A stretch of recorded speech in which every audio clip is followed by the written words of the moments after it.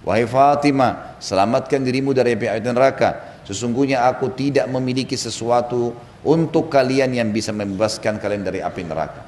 Bagaimana memahami hadis ini kalau dipertemukan dengan hadis syafaat, pertolongan Nabi Muhammad SAW pada hari kiamat?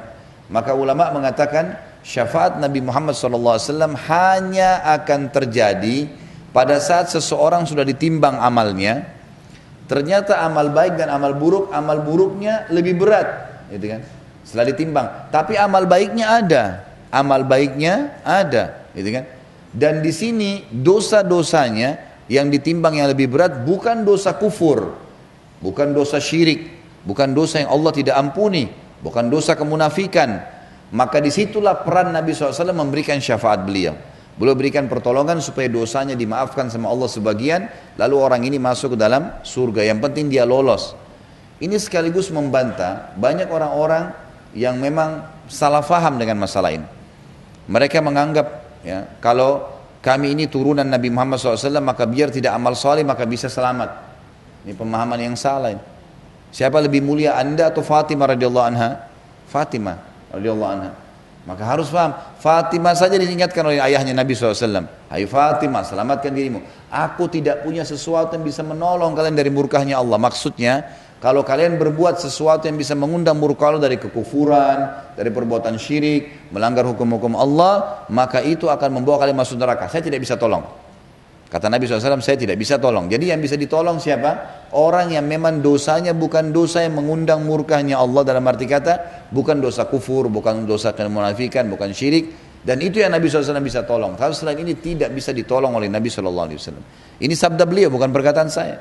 Maka harus memahami dalil dengan ilmu yang benar. Sehingga kita tahu meletakkan pada tempatnya. Karena banyak orang, gitu kan, yang kadang-kadang disebar luaskan. Semoga Allah kasih hidayah. Karena dia turunan Nabi SAW, lalu dia mengatakan, ya, dikatakan, saya pernah dapatkan informasi itu, ya, kebetulan kakak saya hadir di sebuah pengajian, lalu kemudian dia di situ mayoritasnya memang semuanya turunan Nabi SAW. Lalu dikatakanlah pada ya, kakak saya mendengarkan, dia bilang, ini kalian semua pasti akan dapat syafaat kakek kalian Nabi SAW, walaupun kalian berbuat dosa.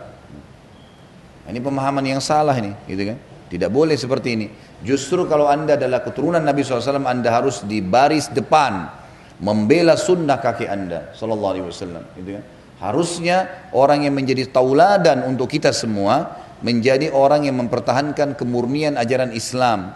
Sekarang sayangnya kesannya kebanyakan malah yang lari bertolak belakang dengan ajaran kakeknya sendiri. Sayang sekali. Mestinya anda semua ini para habaib, para syarifah, harus orang-orang yang menjadi orang yang di saf pertama mempertahankan kemurnian ajaran kakek anda, gitu kan? Mestinya kita semua ikut dari belakang. Jadi jangan sampai malah terbalik, malah mengadakan acara buat-buat macam-macam yang memang Nabi SAW sendiri tidak pernah mencontohkan itu. Kita sebenarnya bukan membahas tentang masalah poin tadi, tapi karena kebetulan ada hadis ini memang berhubungan dengan sabda Nabi SAW. Wahai Fatimah, selamatkan dirimu dari api neraka. Sesungguhnya aku tidak memiliki sesuatu untuk kalian yang bisa membebaskan kalian dari murka Allah.